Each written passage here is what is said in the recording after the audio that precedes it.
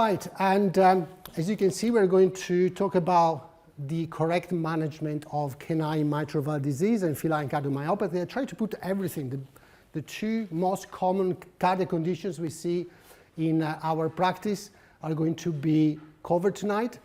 And when I say updates, it's because we recently had two consensus statements published in the Journal of Veterinary Internal Medicine. One about the treatment of canine mitral valve disease and one on the treatment of feline cardiomyopathy. And as you know, consensus is a sort of a generic term that indicates that everyone agrees about the way we treat these cases. But in reality, the agreement is only amongst the 10 people in the panel. So these are 10 people that obviously are very skilled, very knowledgeable cardiologists from different parts of the world. They met together and they decided that these are the guidelines that we can follow. And I say we can because it's not compulsory. And there are a lot of aspects of these two consensus that are questionable. And I'm going to explain why we don't necessarily agree with all the sort of recommendations they give in these two publications. And that's why I like this slide. We need to keep our mind open all the time.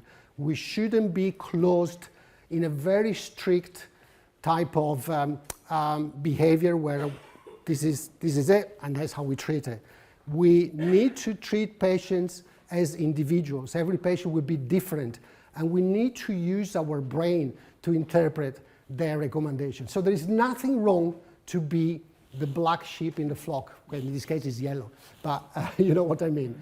And we do, and I will explain in a minute, we do disagree with some of these aspects. And the other thing I forgot to say, we got also people that came from very far, and so thank you very much for coming, Martin. It's very, very flattering to see you here tonight. So let's start with dogs. Let's start with mitral valve disease. You know, it's the most important or most prevalent cardiac disease in dogs. And this has been followed for the last 15 years because the first publication on this consensus statement was in 2009. And then in 2019, 10 years later, there was an update because new studies were published, new information was available, new drugs were available. So it was important at that time to update the initial consensus. And I think that for some aspects, the first one was better than the second one. When the second one was published, we read it with a lot of enthusiasm. We said, it could have been better. But I'm going to say why.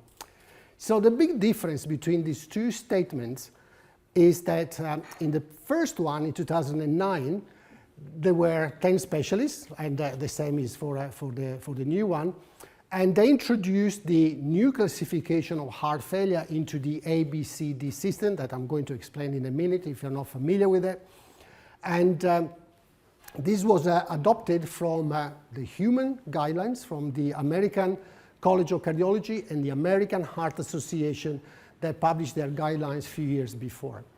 But the big difference is that the consensus in the first paper was achieved only if all 10 panelists agreed.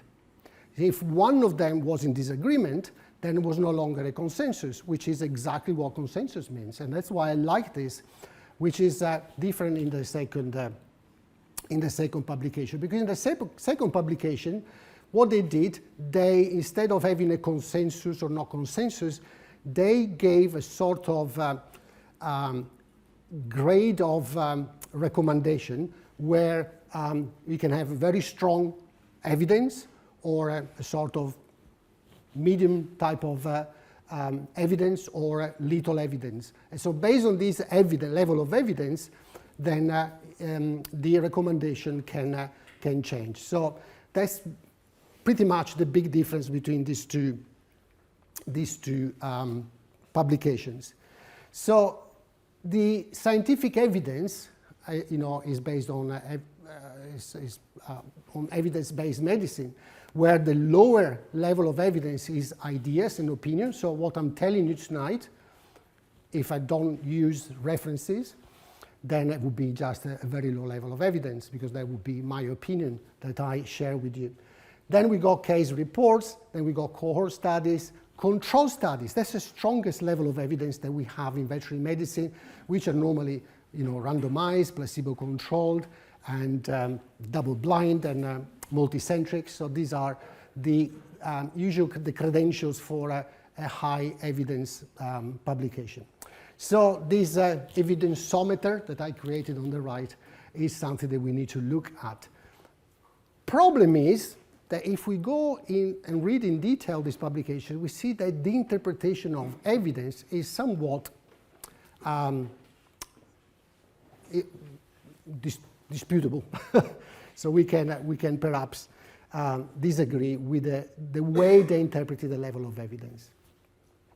This is a graph that comes from human medicine. It's a textbook called the Brownwald that we use as a sort of Bible in cardiology. And it summarizes pretty much the new approach to cardiac disease, both in dogs and cats. So basically, we got on the x-axis, we got the time. And usually these conditions are, they go on for a while, so they are sort of chronic conditions, and they start normally as a very benign condition, then developed over years. So that's why we got this long time, and during this time, the patient moves from an asymptomatic phase to a symptomatic phase. And on the y-axis, we got the cardiac efficiency that in this particular graph is expressed as ejection fraction, which is used a lot in human cardiology. We tend to use more fractional shortening to identify the contractility of a heart. And then you see that we got the index event. The index event is the day where the disease starts. So unless it's a congenital defect, that's a completely different story. In acquired conditions, we got one day where, in this particular case, the mitral valve will start leaking. So that's the index event. From there are a lot of things happening during time. And you can see that the most important one is the cardiac remodeling. These little donuts that you can see, they represent, is a very schematic representation of the cross-section of the left ventricle. And you can see that during time, these hearts get bigger, and depending on the condition, they can be thicker. And during this progression of cardiac remodeling, we've got a lot of biochemical and neuroendocrine changes that will represent compensatory mechanisms. So the heart is trying to preserve the blood pressure, and the blood pressure is indispensable, a critical blood pressure indispensable for the function of the heart and the brain, to a certain extent also the kidney, so vital organs. So that's what the body is trying to do, is trying to maintain the blood pressure all the time. But by doing that, in a chronic situation, the system will increase the workload. So inevitably, these compensatory mechanisms, they look nice to start with, they actually cause secondary damage. And one of the most typical damage that we see is myocardial fibrosis, because that will really affect the performance of the heart. And so you see that this is pretty much what we would expect in mitral valve disease, but also in feline cardiomyopathy. Here I just placed a few pictures of a cross-section, echocardiographic cross-section of the base of the heart, so you can see here the, sorry, trying to put a laser pointer, there we go. We can see the aorta in the middle, and this is the left atrium. And you see the left atrium gets bigger and bigger and bigger with the progression of the disease. And that's what we see in terms of cardiac remodeling on echocardiogram, but equally we can take x-rays and we can see the heart getting bigger and bigger. Here we got the presence of the disease, but with a pretty normal looking heart. Here we can see already the enlargement of the left atrium, and here we got enlargement of the left atrium with evidence of pulmonary edema. So to go back to the classification ABC, let's look at it again. Class A, or stage A, is, in my opinion, completely nonsense, because this is a the absence of the disease in a group of patients that are predisposed. So in other words, if you got a Cavalier King Charles Spaniel puppy, that's a type A that will surely progress into mitral valve disease one stage during the life of this patient. But I've never ever seen a single report saying, this is a dog in stage A. It's a normal dog, doesn't have any disease. And what do we do with these cases? We do nothing, all right? We just monitor them because we know that one day they will develop mitral valve disease, but they come to see us anyway for regular recheck. So I think that A is very redundant. It's not necessary. It just confuses the matter. And because we're vets and we like to complicate things, in people, they got A, B, C, D. No, we got here B1 and B2. And B1 and B2 is the presence of the disease. So we do have mitral regurgitation. We do have an audible murmur. But in stage B, we do not have clinical signs. So these are asymptomatic patients. And the difference between B1 and B2 is that in the first case, in B1, we do not have cardiac remodeling, so early stage. In stage B2, we do have cardiac remodeling. Now, a lot of cardiologists, very clever cardiologists, do not follow this classification at all because they refuse the fact that B1 and B2 are different because you can have an early B2, a medium B2, a late B2, so you can create how many subclassifications you want. I think that the important thing is to remember that B1 and B2 are asymptomatic, but C, they are dogs in heart failure. So these are dogs that are symptomatic, and when they stop responding to standard treatment, they become stage D because this is considered refractory heart failure. Not all dogs go into D because sometimes our pet owners, pet carriers will decide to put their pets to sleep before they reach the refractory phase. So let's go and see again these cases. Here you see a nice cartoon of a nice animation of the mitral valve in motion. You see that when the heart contracts in systole, the valve closes, there is nothing going back into the left atrium. So that's the stage A. Do we need stage A? Right, it's entirely up to you to decide. And equally, if we have a mitral valve prolapse, that's again considered a type A, a stage A. So yes, there is an abnormality that we can only see on ultrasound, but the mitral regurgitation is not present yet. This is a sort of premonitory sign, so we know that when the mitral prolapse is there, then the regurgitation will follow very, very soon. But then we move to the second phase, which is stage B. So we do have mitral regurgitation here. If there is no cardiac remodeling, is B1. If there is cardiac remodeling, is B2. But when it comes to cardiac remodeling, I think there is a very excessive, simplistic approach in that publication because they only talk about dimensions of the heart. The cardiac remodeling is much more complex than that because we can have, yes, cardiac enlargement of the cardiac chambers, but we got inflammation, we got fibrosis, oxidative stress, we got apoptosis or necrosis, and neurohormonal activation. So there are a lot of things happening that we don't necessarily see on an echocardiogram. We need to have obviously different type of diagnostic tests, but important thing is that we know that there is a lot of stuff going on there. So how do we know if we have enlargement? Well, we can do a calculation based on this formula here, okay, and or we can use this table, which is very simple. So once we know the body weight of our patient and we know how to measure the left ventricular internal diameter on ultrasound, then we can see the maximal diameter in centimeters expected in that patient. If it's higher than that, it means we are above the reference range, and it means we are experiencing cardiac dilation. And the same applies to the size of the left atrium here. That's how we measure the ratio between left atrium and the aorta. And so cardiac remodeling is when we got this ratio here, more than 1.6, And these values here that are obviously normalized more than 1.7, but you don't need to do the calculation. You can just look at the table here. If we don't have ultrasound availability, we can consider X-rays. And again, we should have a vertebral heart score more than 10.5 to call it cardiac remodeling. Ideally, we should have both radiography and ultrasound. But to be honest, in this stage, at the beginning, stage B2, we don't necessarily take chest X-rays.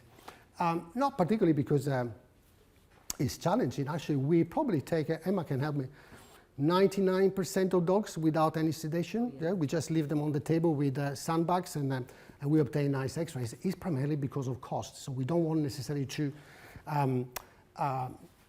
our clients to spend too much because they need to come back on a regular basis. If we hammer them with a very high fee the first time, it's very unlikely that they're coming to see us again. So that's how we measure cardiac remodeling.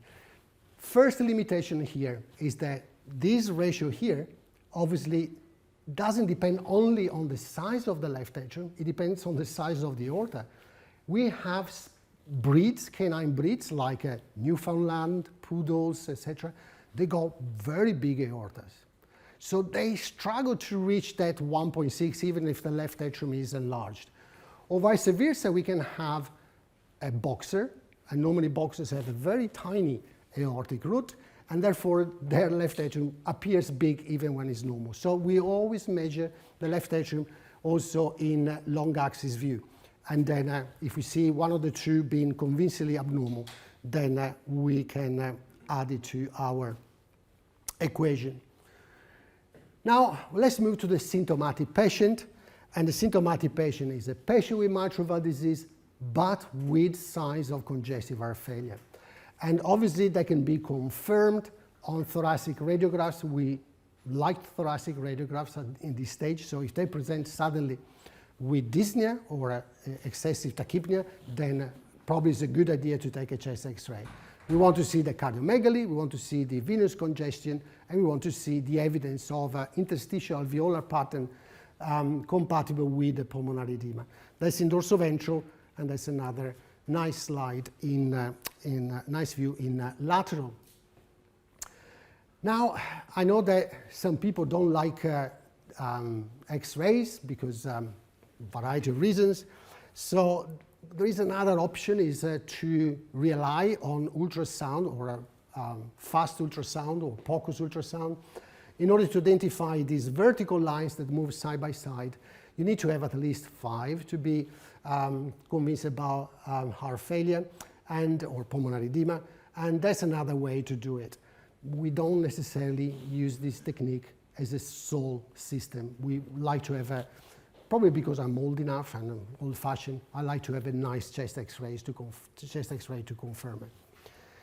Another thing I don't really like about the definition of stage D in the consensus is this dose of furosemide. So the consensus, the last consensus says that if we need more than 80 milligrams per kilo per day to control the clinical signs, we are in a refractory heart failure. Again, there are 1 million reasons for furosemide not to work, let alone the furosemide resistance. So this is a very simplistic way to say refractory failure. And to be honest, we never reach 80 milligrams. Have we ever reached 80 milligrams? No, no. And we classify refractory failure even with lower doses. Because look at that. That's one of the several parameters we need to evaluate to call it refractory failure. The number of hospitalization, that comes from human cardiology. The number of hospitalization is very important. Number of drainages, if we need to drain an ascites or a pleural effusion, that also counts.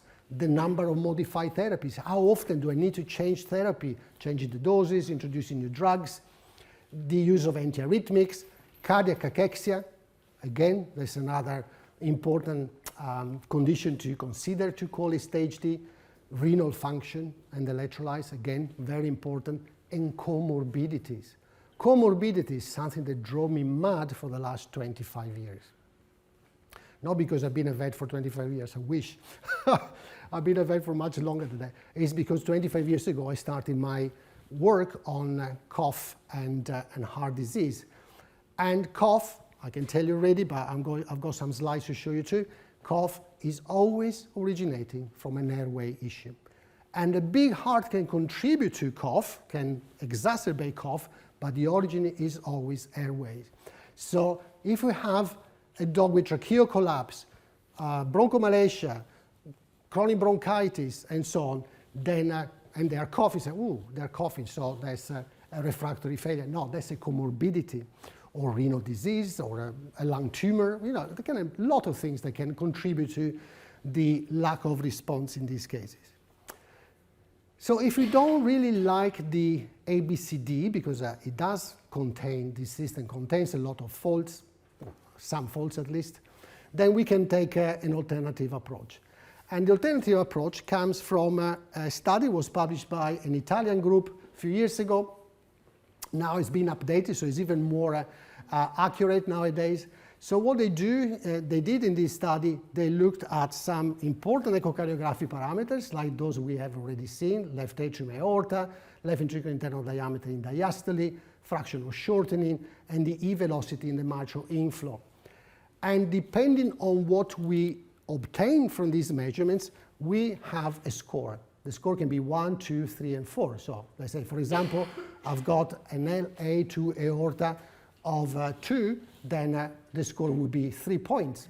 Then we combine all these points and we can see whether the case is mild, moderate, severe, or late stage. Why is this so useful? Because this score corresponds to the survival. And so if we have a high score, we can predict the onset of heart failure if it's an asymptomatic patient, or we can predict death if it is already a symptomatic patient. It's never precise, but we say we go months rather than years ahead. So that's why this system is so important. So if you have referred cases to us recently, then you may have noticed that in the echo report we also write the MINE study score, because that can give additional information. Right, let's move to therapy and see what the guidelines are. Stage A is not a disease, so obviously there are no recommendations for therapy. The only recommendation, we should see these patients on a regular basis, but we all do. I mean, we see, in general practice, we see these cases coming at least once a year for their vaccination or a routine physical examination. So let's forget stage A, let's look at B1. B1 doesn't require anything. It's like a stage A from a therapeutic point of view. We don't give drugs, we don't change the diet, and the only recommendation is to repeat the echo in 6 to 12 months. That's according to the guidelines, so we try to do it once a year. Once a year, unless we see a B1 that is nearly B2, if you know what I mean. So we are very, very close to B2, so perhaps you can say, well, it's probably better to see these patients sooner rather than later, so we can start the correct medication at the correct time. And that's in stage B2. So stage B2, we do start medications, and medication is pimobendan. Pimobendan is because there is a big study that I'm going to show in a second, the EPIC study, that has demonstrated that the administration of pimobendan in dogs with mitral valve disease, stage B2, can have an increased asymptomatic phase. They can also have an increased life survival, but the asymptomatic phase certainly increased. We're talking about approximately 700 days without pimobendan to 1,200 days approximately with pimobendan. So we almost double the period in B2. Now, in this consensus, people talk about myosodium restriction. Okay, we can consider that. Problem is that it needs to be a good palatable diet, and cardiac diets are not necessarily palatable, although they are improving. They've been improved over the last few years. They need to have good protein intake and good calorie intake, that's for sure. Now, when we talk about ACE inhibitors, we know that half of these panelists would recommend ACE inhibitors, which is nonsense. Nonsense. I'm going to show you why in a minute. Spironolactone, not recommended. Beta blockers, not recommended, which means that some of these panelists would like to, but the majority said no. Cough suppressants, surgical intervention, again, something we might discuss. And obviously, the decision whether or not the patient is suitable for a cardiac intervention is not our decision. We can suggest it, but it's the surgeon at the end that will decide whether or not that patient is suitable. That's why it's a nonsense, ACE inhibitors. We got 2 big studies. This one is quite old, it's 22 years old. It was done in Sweden on Cavalier King-Charles Spaniels. There were Cavalier King-Charles Spaniels in stage B2, although at that time they didn't call them B2, they used to call it cardiomegaly without heart failure. And you can see here that the group of dogs on placebo and the group of dogs on enalapril stayed in asymptomatic for the same period of time. So in other words, the addition of enalapril to these patients doesn't increase the asymptomatic phase. So based on this, the recommendation was not to use it. But when this study was published in 2002, our American colleagues went mad. And I remember, because I was at the ACVM Congress that year, they said, oh, this study is underpowered, it's all in Cavalier King-Charles Spaniels, we need to repeat it. So the Scandinavian study was repeated, but using different breeds and trying to remove the bias of this particular group, and that's what they obtained, exactly the same. They obtained exactly the same. So the vet-proof study showed that the addition of enalapril to these patients does not increase the asymptomatic phase. And I don't understand why. How many years after? 20 years later, pretty much, these people that were panelists, that were in the group of cardiologists deciding the guidelines, 5 out of 10 still want the ACE inhibitor. We got strong evidence against the use of it. But that's why we're here, to discuss these pros and cons. Now, that's the result of the EPIC study. So the only drug that can increase the time in B2 is pimobendan. And that's such a clear-cut result. And when you see something like this, you see the pimobendan is the green light. You can see that the median survival time is nearly double. So we got approximately 766 days here, and then we got 1,022 days here at the median survival, meaning that 50% of the dogs are still asymptomatic at that stage. So that's why the recommendation. How about spironolactone, or the combination spironolactone and benazepril, as we did in this study? So we did exactly the same study of the EPIC, exactly the same characteristics, so same population, same criteria. And the addition of combination of benazepril and spironolactone, unfortunately, didn't make any difference. Didn't make any difference in terms of prolonging the asymptomatic phase. So certainly not to be recommended for this particular purpose. But that's why we use, say, pimobendan in these cases. But in the delay study, what we noticed, there is a significant difference in heart rate, left ventricular diameter, left atrial to aortic ratio, E-wave velocity, so all parameters that are predictive of congestive heart failure. All of them are significantly reduced if they receive the benazepril spironolactone combination, which is now commercially available as Cardalis. So I don't know. How do we approach this? Because the delay study was published after the consensus, so I'm not sure whether these 10 colleagues would still consider this combination as a recommendation. What we do in our group, we recommend Cardalis when we achieve certain criteria of advanced stage B2, because we know that these are the cases that respond better to this combination based on the delay study.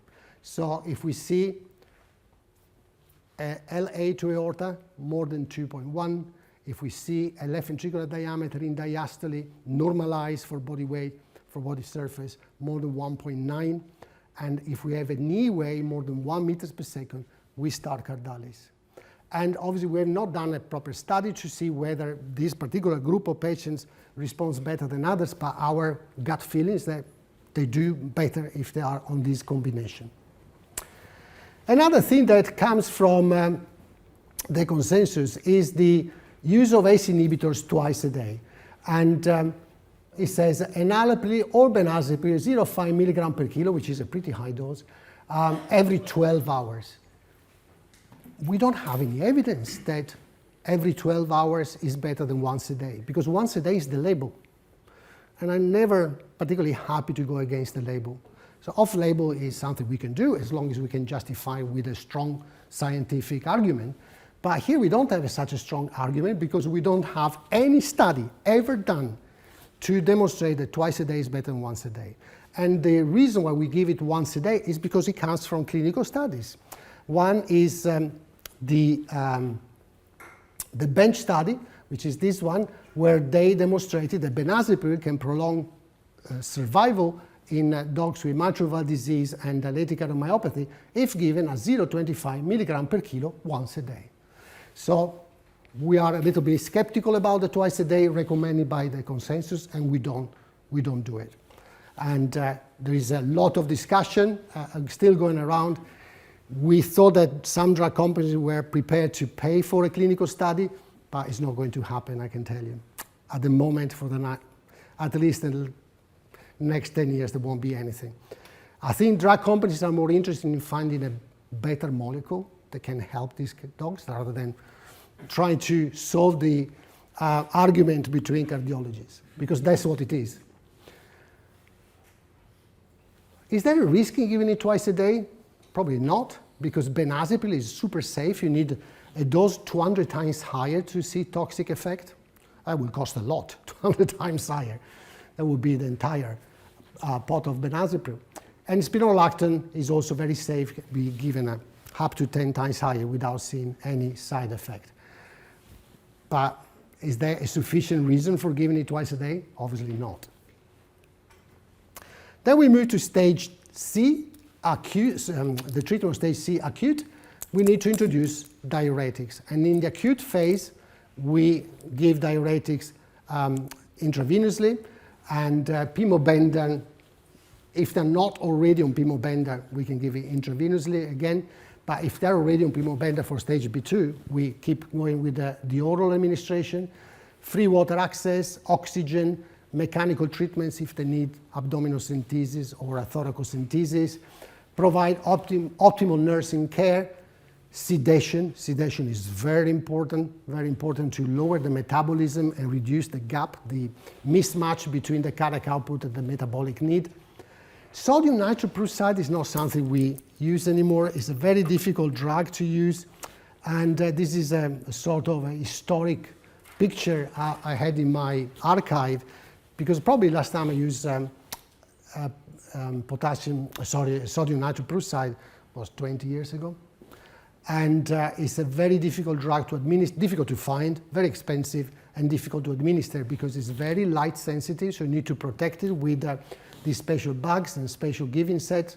But this is not special, it's just bad trap going around. But there are black giving sets that will avoid the effect of light, because once exposed to light, sodium nitroprusside will give cyanide toxicity. So in other words, this is a toxicity where the oxygen can be attached to the red blood cells but cannot be released, so it stays attached to the red blood cells, compromising the perfusion.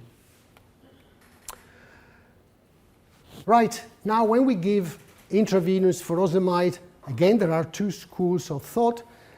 We like to give boluses, or I like to give boluses, I don't know, I haven't asked they do what I say, so they don't have, I'm joking. I find the continuous rate infusion a little bit more cumbersome. You need to set it up, you need to think, and you can't really give it for more than 6-8 hours. So at this point, we prefer just to give boluses. Intravenously, furosemide will probably last for 2.5 hours, the diuretic effect. It's not like the oral, they last for 6 hours. That's why it's called Lasix, lasts 6 hours. But intravenously is a little bit shorter. So what we do, we give the diuretic, we observe the patient for at least a couple of hours. If there is not a satisfactory response, or at least a trend to diminish the respiratory rate, we give another bolus and we carry on like that. In the acute phase, I tell you, in people, they dry the patient like a prune. They really remove all the water. And I know that because my son is a cardiac patient, and he was little when he had, only 6 days when he had heart surgery, and then he was on very high doses of diuretic. I could only see skin and bones there. And so that's what they do in people, and I'm glad they did because they saved his life. So entirely up to you. If you want to use a continuous rate infusion or boluses, it's a personal choice. I don't think there is any difference in terms of clinical response. Right, when we manage to stabilize this patient, we send the patient home on oral medications, and we call it quadruple therapy because they will be on furosemide, they will be on spironolactone, pimobendan, and ACE inhibitors.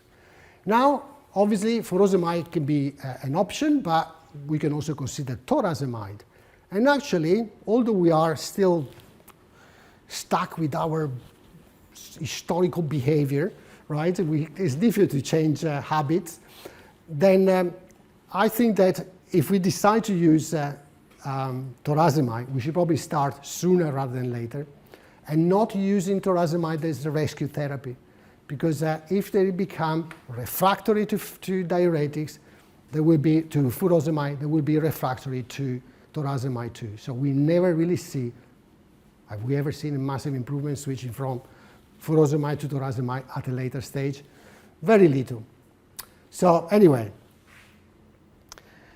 interestingly, this paper was published a few years ago. It's called the VALVE study, and they tried to compare the survival in dogs with mitral valve disease in congestive heart failure, giving triple therapy or dual therapy. Triple therapy is ACE inhibitors, pimobendan, and furosemide versus pimobendan and furosemide alone. So with or without the ACE inhibitor. And the curve is telling us a lot, that probably the ACE inhibitors alone are not going to do very much. So, and that's a long story. We know there is an aldosterone breakthrough phenomenon. So that's why we should always give ACE inhibitors. In my opinion, we should always give ACE inhibitors together with spironolactone, so we can do a dual blockade and bypass the problem, or at least partially mask the problem of dual blockade. And then we need to monitor these patients, and we monitor these patients by measuring the sleeping respiratory rate. This has been validated. Again, it was our group that validated this. We participate in this study, but we know that a dog with a well-controlled congestive heart failure, pharmacological control of congestive heart failure, has a sleeping respiratory rate less than 30. Has to be sleeping, because sleeping is more consistent than resting, and also lower values compared to resting. So resting is a little bit inaccurate, so always focus on the sleeping. You can use the old-fashioned forms where the client can write down the number of breaths per minute, or you can use the app Cardalis, which allows a very easy monitoring and recording of the values. And then what we do, we instruct our clients to use the Cardalis, and then once a month they send us the report. They just click a button, we get the report, and these wonderful angels here, every morning they check all the sleep respiratory rate reports, which is a very exciting job, isn't it? And see if we see a sort of consistent horizontal line, fine. But if we see the line going up consistently, progressively, that could be an indication of loss of control, so we probably need to adjust. And so we call the carers immediately. Otherwise, we just reply with an email, say, all fine. We wait for the next report in a month. But we can have other problems reported here in the consensus.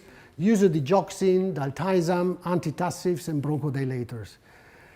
There is only one drug that we might consider in a very specific subgroup of patients, the patients that are consistently tachycardic. If they're consistently tachycardic to the point that the hemodynamic of that patient can be compromised, or there is a risk of tachycardiomyopathy, so a cardiomyopathy caused by excessive tachycardia, then we can introduce digoxin. 1 in 100, perhaps, approximately, so not very commonly. Diltiazem, I don't see why we should use diltiazem in this patient, so I mentioned it because it's in the consensus. Antitussives and bronchodilators, well, it's got nothing to do with the heart. Antitussives, okay, if the cough is compromising, is affecting the quality of life, we can consider antitussives. But bronchodilators don't work in dogs. They do not work. Bronchodilators only work by relaxing the smooth muscle of the bronchial wall, which means it needs to be contracted, needs to be spastic in order to see the effect. If there is no contraction, what do we relax? If it's already relaxed.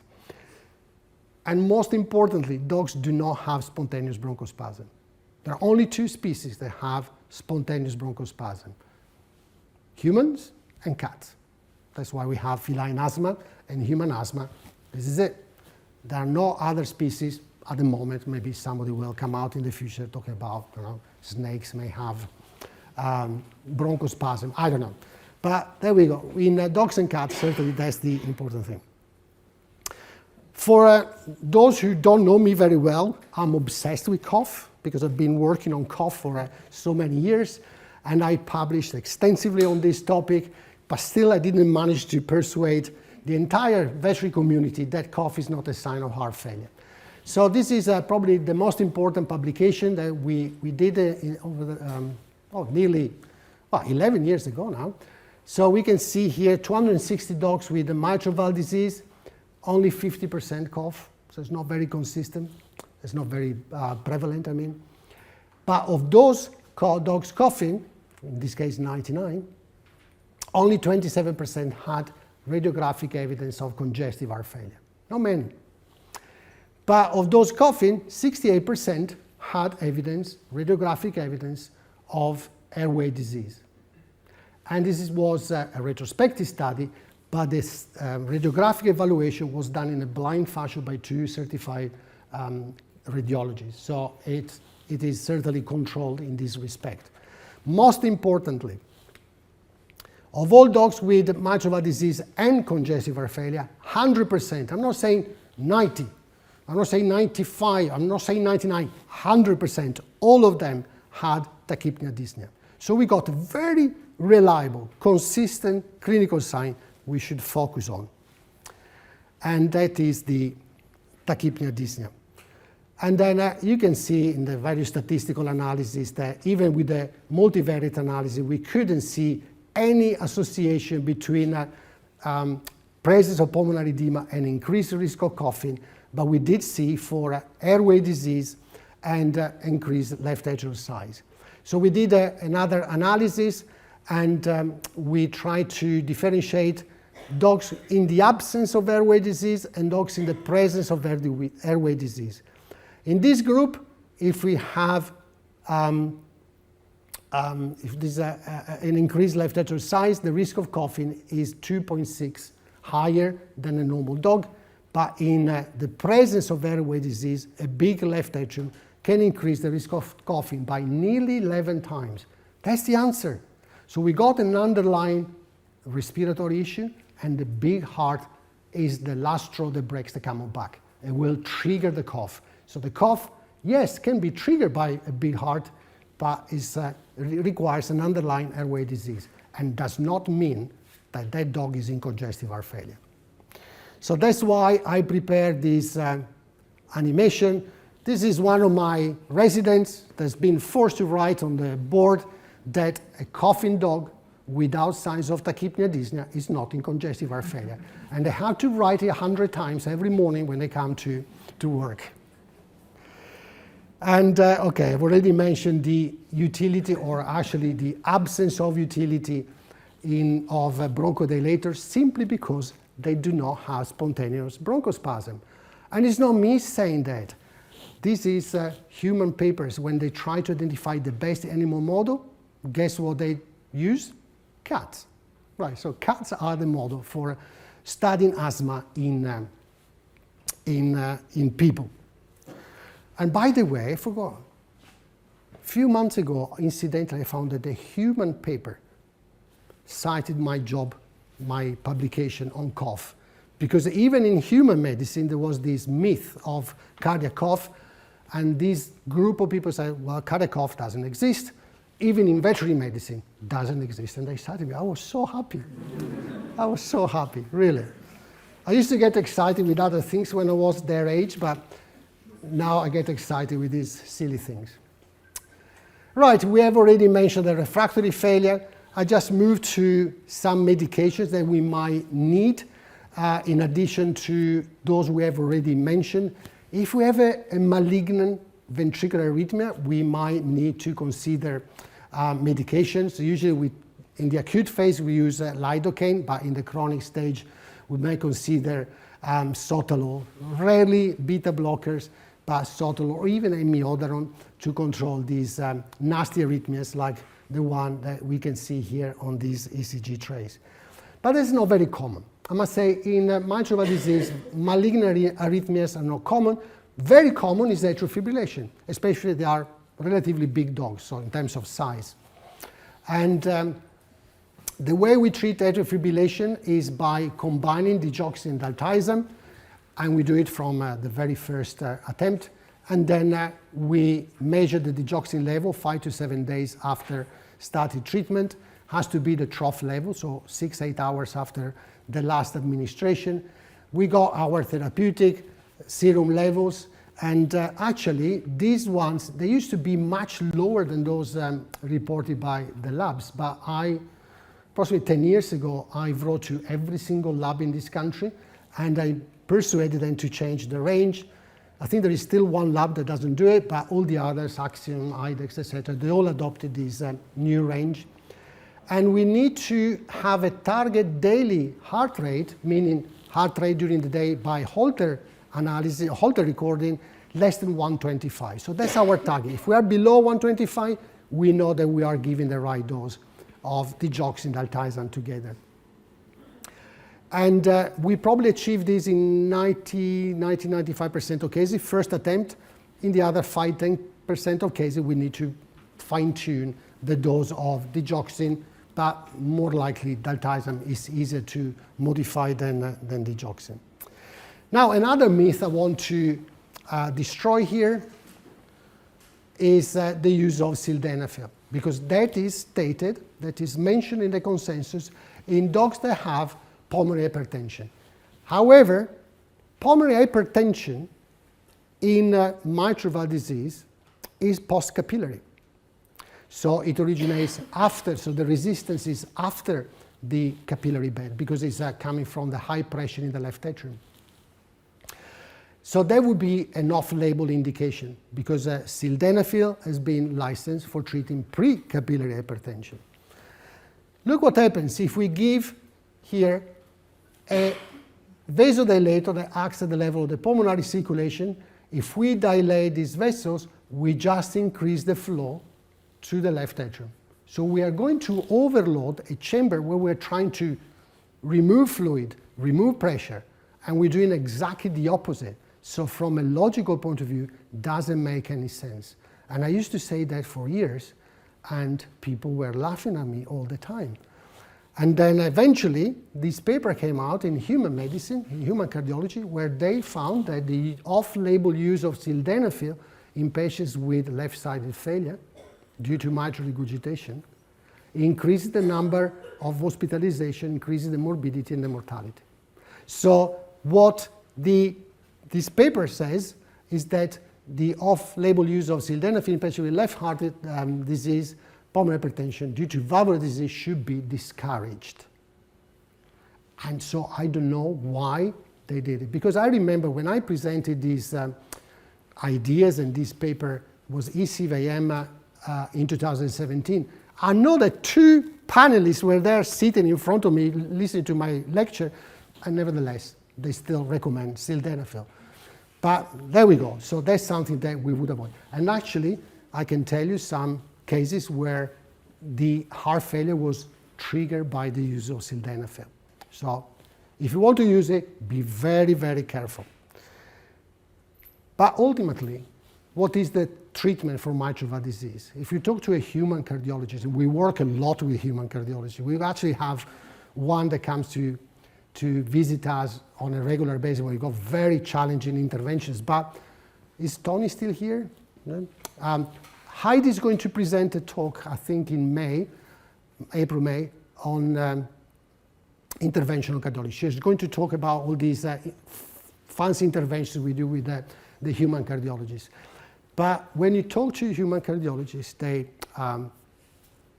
have a very, very interesting insights on this situation. But they will say, mitral valve disease is not a medical condition, it's surgical. So when a patient goes, unless there are contraindications for surgery, they go to see a surgeon, and the surgeon will fix them. So obviously we do have this option nowadays, only one center in the UK, so not many. And obviously that's where we refer to the RVC, to Professor Brockman. We send our cases for mitral valve repair. And I must say the outcome is excellent. Very expensive, very long waiting list, but that is the real solution. There are also some less invasive techniques that don't require bypass circulation. There are several devices available, but probably the most promising one is this one, which is called the V-clamp. I've got a short video here just to show you how it works. So basically, this is a double clamp that will grab the two leaflets of the mitral valve and pull them together to reduce the orifice. And I just let the video explain how it works. So you go with a hybrid technique, so you make a puncture at the level of the left ventricle. You go inside, and under fluoroscopy and transesophageal 3D echo, you can direct this device on the atrial side of the mitral valve, and then you can adjust the position. And when you're ready, you close it.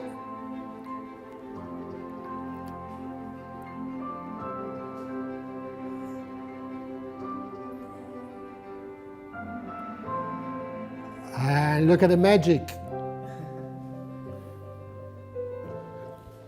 Do we offer this technique? No.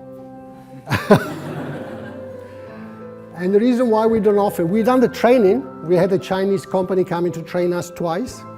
We are ready to go, but I find it extremely dodgy, this one, and I heard terrible stories. So we're waiting to see some long-term studies to prove that this is the way to go. Okay, so move on with the feline cardiomyopathy. And that's already something I disagree already. Before I introduce the consensus, I already disagree with the definition of cardiomyopathy. And actually, some of the authors of the consensus presented their talk before the publication, and I said, is there any questions? I said, this is ridiculous. They didn't say that. I said, I don't agree. Or I respectfully disagree, perhaps I said. But according to the World Health Organization, cardiomyopathy is yes, a myocardial disease, but it has to be associated with functional abnormalities. So if you see a thickened or mildly thickened left ventricle, you can't say it's hypertrophic cardiomyopathy if you don't see something that is suggestive of a dysfunction. And for us, the easiest way to assess the dysfunction is the size of the left atrium, because the left atrium, if there is no dysfunction, will remain normal. And so that's the first thing that I don't really agree with them. And there is also a lot of individual interpretation of cardiomyopathies. We deal with cardiomyopathy very regularly, but if we sit together and we start discussing a case, probably we get 5 different diagnoses. So, because we might have different ideas, well, it's not that bad, but we may have some disagreement. And that's even more true if the diagnosis is made by an inexperienced ultrasonographer, because when we start doing ultrasounds, we are desperate to find a diagnosis. We want a diagnosis, so inevitably we go from a sort of preconceived diagnosis, not necessarily supported by the evidence of our examination. Ideally, we should have pathological investigation, so a myocardial biopsy, and we can do it. I mean, if we do, well, we can't do an endomyocardial biopsy in a cat. We will perforate the ventricle. So we can do that. We don't have very reliable genetic tests. We don't have very reliable cardiac MRI, and that's what we miss. Our human colleagues have all these tools available to make a diagnosis of cardiomyopathy: MRI, genetic tests, and pathology. We don't have it, so we only have ultrasound, and that's where the problem is. So again, apart from coughing, the other big topic I studied over the years is feline cardiomyopathy. And I published, again, a lot of papers. This is just a few, but I put these papers here just to show you that over the years, the only thing that really changed in my interpretation of feline cardiology, my understanding of feline cardiology, the only change is that I lost all the hair in these years. Okay, you see, 20, 25 years ago, I had a very, very nice normal hair, and that's 10 years ago already, I was losing it all. Right, jokes aside, there is a big difference between the academic approach and our approach. So obviously, we are those with SVCC, which is the name of our company. We work for the Ralph, of course, but that's the name of our company. And the other lady here is an academic. So that's pretty much what happened in the last 15 years. We argued a lot, obviously in a very friendly way, but because the approach is slightly different. But what happened with the publication of this consensus, they came out again with the level of evidence, as you can see here, and the recommendation based on evidence. So based on that, I'm a little bit happier, because at least we can go to publications then that can support our ideas. And now we agree probably 90%. Not 100%, but 90%. So this is a picture coming from the consensus and shows the distribution of different forms of cardiomyopathy. The bigger the circle, the higher the prevalence of the disease. So you can see immediately the HCM and the HCM phenotype represent the majority of forms of cardiomyopathy in cats, according to them, and then I show you our data. So the difference between HCM and HCM phenotype is that HCM phenotype, it looks like HCM, but it's caused by something else. Could be hypertension, a reduced preload, neoplastic infiltration, acromegaly, and then I stop there. Because transient myocardial thickening is not a disease, it's not a condition. Transient myocardial thickening means that you scan a cat today and you see thickened heart, you scan the cat a few weeks later and the heart is normal. It means that the thickening was transient. It's an observation, biological observation. It's not an etiology. And the problem is that they presented this as, oh, this is a condition called transient myocardial thickening. No, that's just purely an echocardiographic evaluation. Hyperthyroidism, so-so. There are two arrows here, but I think the only correct arrow is this one. That gives an RCM phenotype hyperthyroidism. We very, very, very rarely see hypertrophy in hyperthyroidism, despite everyone says that. That's what we see at the Ralph. Of all forms of cardiomyopathy in cats, 30% are HCM phenotypes. So it's not the majority like in the consensus. Then we got 25% that are a variety of different conditions, including myocarditis, equivocal, so we're not 100% sure how to classify, or end-stage cardiomyopathy. End-stage cardiomyopathy means that the patient is dying. right? So every cardiac disease at the end will look the same. Dilated, hypocontractile, and that's how we define it. Segmental left ventricular hypertrophy or pseudo left ventricular hypertrophy, that's something that we like to call more than HCM phenotype, is 17%. Then we got 12% RCM phenotype, and left ventricular hypertrophy, 15%. So that's how we classify it. So you see, it's slightly different from what reported in the literature. Staging is a novelty. So they introduced the staging, sort of following the system in mitral valve disease in dogs.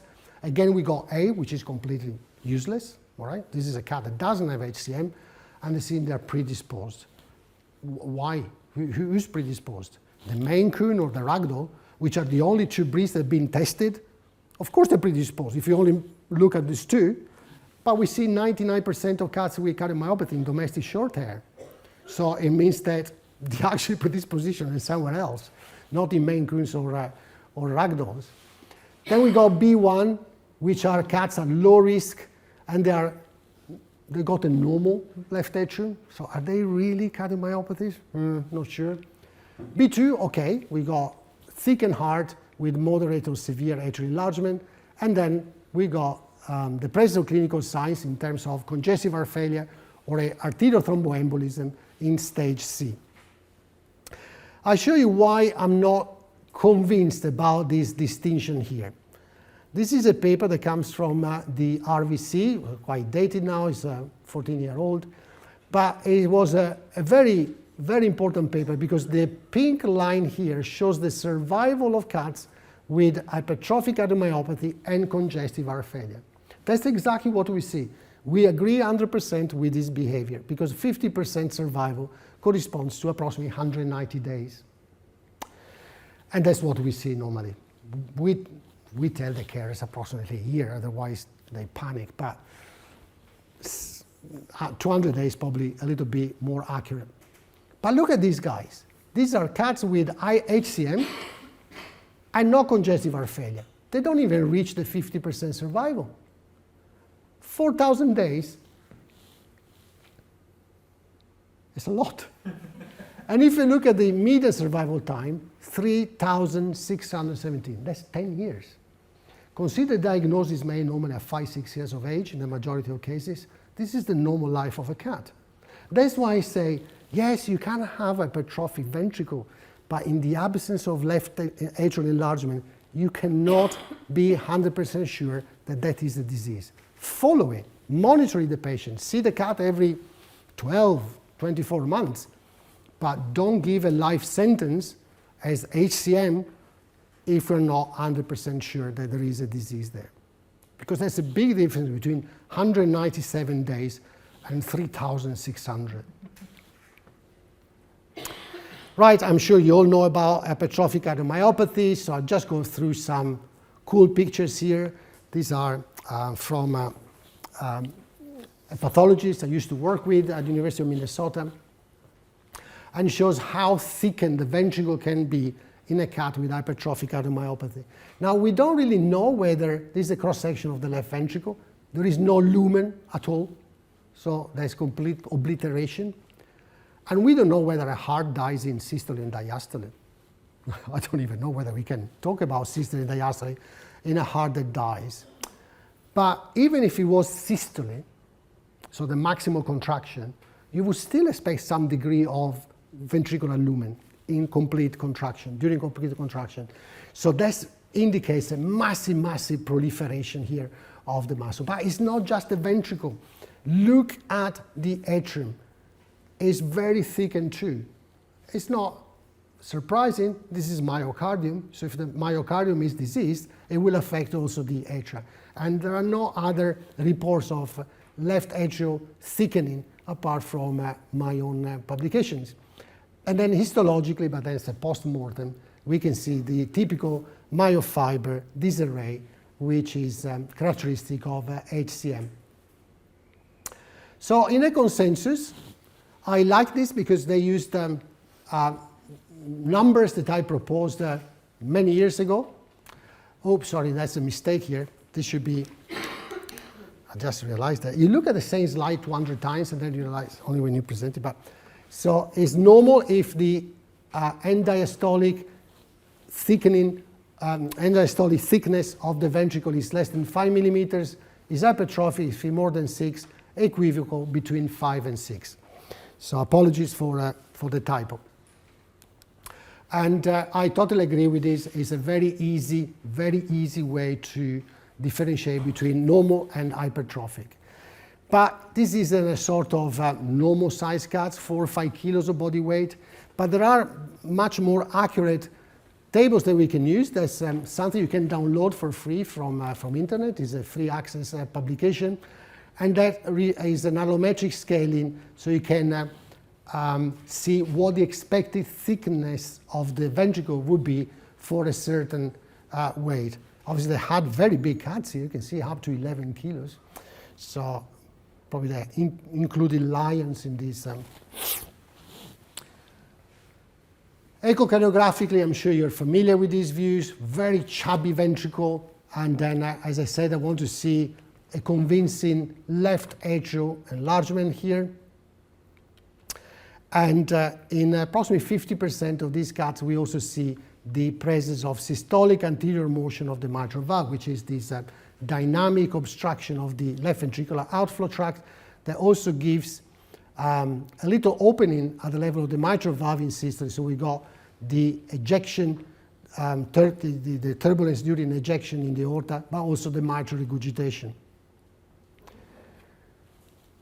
If you remember the very beginning of this second part, we look at all these circles, and we got HCM phenotype. So it's an HCM, but we're not 100% sure whether it's primary condition or secondary to something else. Aortic stenosis is not even mentioned in the consensus, but we have seen cases of cats with aortic stenosis, a very thickened left ventricle. We also managed to dilate one stenotic valve with the help of the human cardiologist.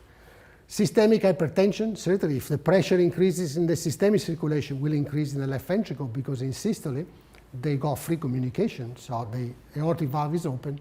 Therefore, if the pressure is increased in the aorta, the pressure will be increased in the left ventricle, and that's the stimulus for building up new fibers. Dynamic obstructions, again, if you got systolic anterior motion, that can be a cause of pressure overload and hypertrophy, again, not mentioned in the consensus. Acromegaly, fine, I agree with that. Probably we are not testing enough when we see HCM. We should probably test every single cat with HCM for acromegaly by measuring the IGF-1 and 2. Infiltrative myocardial tumors, lymphomas, not very common, but usually it gives like an HCM phenotype morphology. Myocarditis. Myocarditis is very important, because myocarditis, at the beginning at least, can give hypertrophy. And just because we're very proud to be part of the RALPH and very proud of this discovery, we were, at the RALPH, the first group to recognize COVID infection by the British variant. That's a few years ago during the pandemic, but also the first group to report symptomatic cases of COVID in dogs and cats. And they were all presenting, obviously we only see the cardiology cases, they were all presented with congestive heart failure and echocardiographic changes. Again, these are free access papers you can download from internet. But just briefly tell you how we arrived to that point. This is the curve of COVID cases in people in the UK with a peak in January 2021. And we started seeing more and more cases of myocarditis, and we're thinking, why do we see all these cases now? We used to see 1 or 2 cases per month. You can see sometimes even nothing for months. And then all of a sudden, in October 2020, we had a peak that seemed to coincide with the peak seen in people. So we decided to start testing for, obviously the units are very different. We got 10 cases compared to the 100,000 cases here. And this was the first patient we recognized, a 9-month-old Siberian cat that came to us for a cardiac screening. because they wanted to breed from these cats, so they want to make sure they didn't have any congenital defect. And we knew that this was all normal because I still have the images. So completely normal cat in October 2020. But then in January 2021, presented with acute onset of congestive heart failure, was treated by our incredible emergency and critical care service and was transferred to cardiology 3 days later. That's only 2.5 or nearly, not even 3 months after the initial screening. Completely different, very convincing hypertrophic cardiomyopathy, inverted commas. Right, so we ran all the different tests, and the only thing that was really abnormal was the elevated CTNI. All the other variations were associated with the use of furosemide. Obviously, anti-proBNP is inevitable in a cat with a cardiac disease, but this high level of troponin is an indication of an acute damage. And consider that troponin tends to go to normal, back to normal. So after the insult goes up in 12, 24 hours, and then back to normal in 7, 10 days. We saw the cat 3 days later. So probably we were already in the descending part. If we saw the cat on day 1, probably troponin would be even higher. So we suspected myocarditis. We tested for all the possible known etiologies of myocarditis in cats that were all negative. And then I had this thing banging in my head. It said, COVID, COVID, COVID. So I asked the carer whether she had COVID. Not only she had COVID 2 weeks before, but she was a doctor working in the COVID ward in London. So she had probably a very high load of virus that she probably passed to her cat. There were no tests available. DEFRA was completely useless because it was the pandemic. They were all closed. We only managed to talk to a security person when we called. So there was nothing available there to help us. And then eventually, I contacted this gentleman here, Eric Leroy, who's is the director of the virology center at the University of Montpellier, but is the one that discovered Ebola virus in people. So it's not the last virologist on the planet. He's one of the most active. He agreed to test our samples, and obviously for this cat we tried the swab, but was too late. We did find positive cats and dogs on swabs, so we isolated the virus, but the serology was positive for all the 3 antigens of the British variant of COVID-19. So that's our diagnosis, and 1 month later, cardiac troponin went back to normal, all drugs were discontinued, and sesame went back to normal. Complete reverse remodeling. If you catch this condition very early and you help these cats, they may go back to normal. But if they got too much necrosis, too much fibrosis, they will probably progress into a dilated phase, and in which case the prognosis is not particularly positive. As you can imagine, we had a lot of visibility around the world. Everyone contacted us, and there were papers published all over the world, interviewed by all the televisions around the world, but they hated us. They did hate us because they thought we were spreading panic. So we had a lot of problems, so we stopped testing. So okay, we managed to demonstrate it, but we don't want to upset DEFRA anymore. So let's leave it. How about remember I said I'm not convinced that hyperthyroidism can cause hypertrophy, and that's true. Even in this study here, by the RVC, they didn't find hypertrophy in these 23 cats with hyperthyroidism. What they found instead was high troponin level, indicating that the damage of the cardiotoxic effect of thyroid hormones is necrosis. So it destroys the myocardial cells, and we end up with a more dilated form of cardiomyopathy rather than an hypertrophic form. Everything is explained very nicely in the chapter of BSAV endocrinology, and I wrote it. So for the first time, something published about the lack of hypertrophy in these cases. How about DNA testing? We do have a genetic test for hypertrophic cardiomyopathy, which is validated in Maine Coons and in ragdolls, is the cardiomyosin binding protein C, which is one mutation that also recognized in humans, together with another 400. We have one mutation recognized in 2 breeds. So I know it's a perfect test, but we need more research. We need to identify more mutations in order to be a little bit more precise. Because the problem is, like in this study published by Gerhard West from the University of Munich, you can have, these are 83 Maine Coon cats, you can have some positive ones, 22% in this study. Of these 22%, only 17% had echocardiographic changes compatible with hypertrophic cardiomyopathy.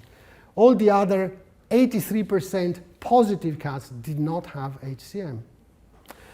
And if you look at the negative test, we got 14% with HCM and 68% without HCM. So meaning that it doesn't matter whether you're positive or negative, the outcome is going to be the same. That's because we don't have enough tests, we don't have enough knowledge to justify the use of a single mutation for these diagnoses. Besides, we don't really see many HCM cats in Maine Coon and Ragdoll. In the last 5 years, since we started at the Ralph, we had 4.10% of all cats with HCM phenotype and 22% of all Maine Coons in our population, or Maine Coons that came to us because of a cardiac issue. So not many, and 16% of ragdolls in all our population. You would expect more, but that's what we see. However, in the consensus, look what they say. Genetic testing recommended in Maine Coon and Ragdoll intended for breeding, level of evidence high. Why high? Actually, I think it's very low. Yes, it's high because it's a perfect test. It will give you a definitive answer, but the interpretation of that answer is extremely challenging. And that's why I don't think this is a high level of evidence. It's actually a very low level of evidence at this time. And then obviously we got other forms of cardiomyopathy. I go very quickly now because I'm sure you got a lot of questions to ask. Just some pictures of restricted cardiomyopathy. The endomyocardial form seems to be the most prevalent one, where we got these very important scars that are affecting the function of the myocardium. This is called synechia. With a trichromic stain, we can see the fibrotic tissue in blue. So that's the lumen of the ventricle of a cat that is all sort of blocked by this ring of fibrous tissue. Besides, we have intramural fibrosis as well. So you can imagine the function of this heart is not going to dilate properly, it's not going to contract properly. So it's a very stiff ventricle, and for this reason, the atria in these cats, in particular the left atrium, is very big. This is a myocardial form. We don't see the scars, but look at the endomyocardial forms. We see all these weird bridges of fibrous tissue crossing the lumen here, or creating a contact between two contiguous parts of the interventricular septum, and so on. You can see that the phenotypical variation is massive, but that's what we call RCM. DCM is dilated, of course, and used to be the second most common heart disease until 1987. And the reason why it's no longer the second most common disease is because in 1987, Paul Payan, an American cardiologist, managed to prove the association between DCM and taurine deficiency. Look how big this left atrium is. We actually see the retroillumination. We can see the light coming through. It's so thin, so aneurysmal, such an aneurysmal lesion that you can see the light through. Also the level of the apex of this heart. And you see here, we don't have myofibro disarray. We got very parallel fibers as they should be, but they are pale and detached, meaning there is edema. These cardiomyocytes are dying. So, Taurine deficiency is no longer an issue because as soon as the American colleagues published the discovery of association taurine-DCM, the food manufacturers increased the level of taurine by 10 times. 10 times amount of taurine, more than before. So cats on commercial diet are no longer taurine deficient. They can be taurine deficient if they are fed a dog diet, which doesn't have the same amount of taurine, or vegetarian or vegan diets, because the vegetarian vegan diets don't contain taurine sufficient for a cat, because taurine is an essential amino acid in cats, unlike dogs and humans. So that's what cats should eat. They should eat meat, and meat or eggs or fish full of taurine. So we should, if they're fed a home diet, should contain meat or fish. And I don't understand why they don't sell, and I use the artificial intelligence to create this interesting variety of cat food with different flavors, mouse flavor, or bird flavor, lizard flavor. That's what cats like. Why don't they sell it? Can you imagine going to a supermarket and see a tin with a rat? Well, could be a nice business suggestion. We can become very rich by selling cat food with a rat flavor. Now, that's how a DCM would look like. Is this a taurine deficient? No, this is probably just an end-stage cardiomyopathy. When they reach the end, they are dilated and hypocontratile. Right, and then we got another form of, this is very rare, it's called arrhythmogenic right ventricular cardiomyopathy, which seems to affect primarily the right side of the heart. So that's an interesting cross-section of the right ventricle compared to the left ventricle on pathology, and you can see that there is a massive disproportion between the two sides, and it's all caused by a fibrofatty infiltration that starts from the epicardial part of the myocardium going towards the endocardial part here. And it's not a very easy diagnosis, could be confused for a tricuspid valve dysplasia, so that's why pathology in these cases is probably the only way to confirm this suspicion. But look how they look like on echocardiography. Very, very big right side compared to a relatively small normal left side. And then when we don't know how to classify, we can say no specific cardiomyopathy, but we don't use this term because most likely it's just an end-stage cardiac disease, like in this case. Again, end-stage cardiomyopathy. How can this cat be alive? Incredible. So I don't think they got 9 lives, they probably got 900 lives to survive something like this. Look, the M mode is showing no contractility at all. And then we got also the problem with segmental hypertrophy, which is reported in the consensus. You can have areas where the myocardium can be thickened.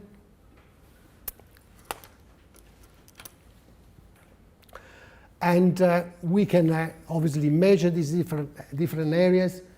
And if we see that more than 50% of the myocardium is above 6 millimeters, then we can call it HCM. However, there is a big trap here. We need to be very, very careful. You need to have a very good ultrasound machine or a decent ultrasound machine with a good setting, because we need to be able to see the false tendons, because false tendons are, in majority of cases, responsible for the focal hypertrophy. Look at this one. Okay, here is emotion. Here is a still picture. This is a false tendon. These are muscular structures, like strings that are crossing the left ventricular lumen, or they can run along the interventricular septum. But they can cause this pseudo-hypertrophy at the level of insertion. We don't really know why we got these false tendons. Obviously, they are normal anatomical structures, but if they are exuberant, if they're prominent, they can cause this problem here. They probably are there to avoid overdistension of the ventricle in diastole. So this was initially reported by the German group, again, that was captained by Gerhard Wess, who's a very clever cardiologist. I like him a lot. And so you see, this is not a segmental hypertrophy. This is just an insertion of a false tendon. And we got several examples here. So just to show you how challenging the diagnosis can be in the presence of these structures. Look at this one. Again, very thick. Right. Then we got even more variations, not even mentioned in the consensus. This is the left ventricular apical basal muscle, which mimics a sort of segmental hypertrophy, but in reality it's just like an additional papillary muscle that is penetrating towards the base of the heart. So you see how incredible is the phenotypic variation of these cats. And then obviously, when we go spontaneous echocontrast, we have a predisposition to thromboembolism. And indeed, here you can see the clots forming, and they can move and embolize in the, most likely, in the descending aorta. Right, mind the traps. Volume depletion also causes pseudohypertrophy. So a dehydrated cat or a cat on diuretics can look hypertrophic because of that. Or excessive fluid administration. Mind, you just need maintenance at times to cause it. They can appear dilated, like in a DCM case. Tachycardia can cause pseudohypertrophy. Bradycardia can cause pseudodilation. Classification is extremely individual, so can also cause confusion. Intra and interoperator variability, another thing to consider. We had a long discussion today with my residents. False tendons, as we just mentioned, and disease evolution. So that's why I say just make your own cardiomyopathy. It doesn't matter, because at the end we treat them all in the same way. Right, I will briefly go through this acute management. That's a paper I published nearly 10 years ago now with Terry DiFrancesco. Terry is an American cardiologist, but also criticalist, so she has a lot of experience in treating acute cases. And so basically what we need to stabilize the patient with diuretics, oxygen, and sedation to send them home. But for us, the most important thing is, what do we do when we stabilize the patient, we send him home? What do we give them? Diuretics, of course. We can give furosemide, torazemide, entirely up to you. We found that our cats on diuretics, loop diuretics, will become hypokalemic very quickly. If they become hypokalemic, they have nausea, they don't eat, they become even more hypokalemic because they don't reintake potassium. So we always supplement potassium, at least at the beginning of treatment. Then when they start eating again, fine. But just going through a variety of very disappointing facts for you, because none of these drugs have shown to be beneficial in cats. Let's start with diltiazem. There's only one study, very old study, 20 years old now, that has demonstrated that the addition of diltiazem, enalapril, or atenolol to cats with furosemide in congestive heart failure will not give any significant result. So that's the effect of furosemide. Atenolol actually gives a worse outcome due to the downregulation of beta receptors. Diltiazem doesn't produce any change. Enalapril maybe it looked like it was going to do something, but we do have a study to prove that it doesn't work either. So there was a symptomatic case. How about the asymptomatic cases? Very disappointing again. There's a study coming from Ohio State University. These are the all causes of mortality. These are the cardiac mortality only, whether or not they got obstruction of the outflow tract. And these are asymptomatic phases, 5-year survival, no difference. So atenolol is a waste of time. We use only atenolol to correct the systolic anterior motion, and we only have a convincing response in 20% of cases. ACE inhibitors, we got a very important study, was published a few years ago. Again, this was a study that we did more than 20 years ago. But at that time, we were so naive that we didn't ask for the agreement to publish results. So the drug company means they're not good results. We're not going to publish it. And only when the product was moved from one drug company to another, the new drug company said, this is actually good information we need to disclose. So nearly 20 years later, we published it.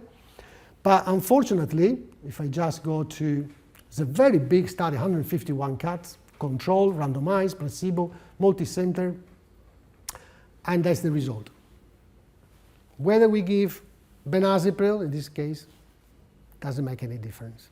So that's disappointing, I know, but that's how it is. Pimobendan was really promising. The first problem, however, was the pharmacokinetics of pimobendan in cats is completely different from dogs. They got very rapid absorption. Look how rapid the absorption is, and very slow elimination. So we don't know actually the right dose to give, how often, etc. But when they did this, there are several studies, but when they did this study, again, Ohio State University, then they found that the addition of pimobendan in cats with hypertrophic cardiomyopathy and congestive heart failure, no difference. So we only use pimobendan as an emotional response when we see an end-stage cardiomyopathy. Say, well, we give pimobendan. I saw that the contraction gets a little bit better, but we don't have any strong evidence to support it. The only drug that was possibly promising something was spironolactone, and that's the CISICAT study, and they found that it's a pilot study, so very small study. They found that cats that are in congestive heart failure and they receive spironolactone, they got a better outcome than cats that don't receive spironolactone. And for this reason, you see the endpoint was reached in 22% of the Spiro cats and 82% of the control cats. Problem, I say, okay, we got the right drug here. The problem is the randomization didn't work. They were so unlucky that the randomization, unfortunately, was in favor of cats with receiving spironolactone. So cats receiving spironolactone started with an AA to aorta ratio 1.9. Those receiving placebo, they started from 2.5, bless them. They were much more severely affected than the others. So the validity of this study has been completely spoiled by the randomization. Let's hope that Siva, the company selling spironolactone, will sponsor another study, bigger study, but they don't seem particularly keen. They must have their reasons. Now, clopidogrel is recommended in all cases in the consensus, and we don't agree with that for two reasons. First, it's not a safe drug. So if they are presented with a massive left atrium, smoke inside or clots, we act with the emotional response once again. We say, oh my God, this will develop a clot, so we start clopidogrel. But in the absence of left atrial enlargement and smoke or significant left atrial enlargement, smoke or clots, we don't really know whether it helps. There are no studies. And again, they say that this is a high evidence. There are no studies whatsoever. The only study on clopidogrel is the fat cat study that is done in cats that have already experienced one episode of thromboembolism. That's the only evidence. Yes, in these cases, the addition of clopidogrel seems to be beneficial when compared to aspirin. So you see the survival with clopidogrel is higher, whether it is the primary endpoint, which is the reoccurrence of ATE, or a secondary endpoint, which is all-cause of mortality, cardiac death, or perceived adverse event. But because it's a commonly used drug, it doesn't mean it's safe. And we had problems with cats on clopidogrel, and this one was the most dramatic. This cat scratched his face and ended up with massive bleeding hematoma. So, I think about these cats going out for a fight and coming back bleeding to death. So, yes, we can consider it in case of big left atrium, even better if there is evidence of imminent thromboembolism, but shouldn't be used in all cases. Now, Some people use rivaroxaban, but still we're waiting for the results of this study. So we don't know whether rivaroxaban, which is pretty much an oral heparin, because it acts on the factor 10A, then we might have beneficial effects. But we need to wait for the evidence. I would not be happy to prescribe rivaroxaban before the actual benefit is published. Very briefly, because I'm aware of the time, I get always too passionate about coughing. I should have not mentioned coughing. But these are some of the promising drugs. But again, with a little bit of pinch of salt, we need to take this information. This rapamycin is a macrolide that seems to reduce the hypertrophy. And in this study here, it's a very relatively short period of time, 180 days, they found that cats that do not receive rapamycin progress in the hypertrophy, while cats receiving low dose of rapamycin, they seem to have a reduction in the hypertrophy. High dose of rapamycin, they're not clinically significant, so that's already something strange. But small cases can give these, small number of cases can give sometimes weird results. Why do I say we need to be careful here? Because these are cats with hypertrophic cardiomyopathy belonging to a family of familial hypertrophy that are specifically bred in the United States at the University of Davis, California, and they develop real HCM. So this is a real HCM. It doesn't mean that will work. We don't even know whether it will work in a longitudinal study, but we don't even know whether it will work with other forms of cardiomyopathy. So if we got a diagnosis that is equivocal, we need to be careful. And then we got other drugs that seems to reduce the contractility of the heart. So by reducing the contractility, we would expect to see a better outcome in cases of left ventricular hypertrophy. One is called mavacamten and one is called aficamten. Very early stages. Problem is that I was involved in a study with another drug that was reducing the cardiac contractility, and the results were devastating. So that's why recommendation never came out. Actually, the results are not even being published at the moment. So there we go. Right. Finally, the very last slide. Remember that if you are able to give, or our clients are able to give one drug to a cat, that's already an achievement. If we start giving 2, 3, 4, 5 drugs, I've seen that, or 2, 3 times a day, that's how you end up. I mean, some cats are angels. My cat would never allow me to give medication 2, 3 times a day. So we also need to be realistic. We need to have a very honest discussion with our clients, with our carers, and say, you feel comfortable to give this drug twice a day. So that's why if we have one drug given once a day, we can obtain much better compliance than 2 drugs given 3 times a day, just to go different ends of the spectrum.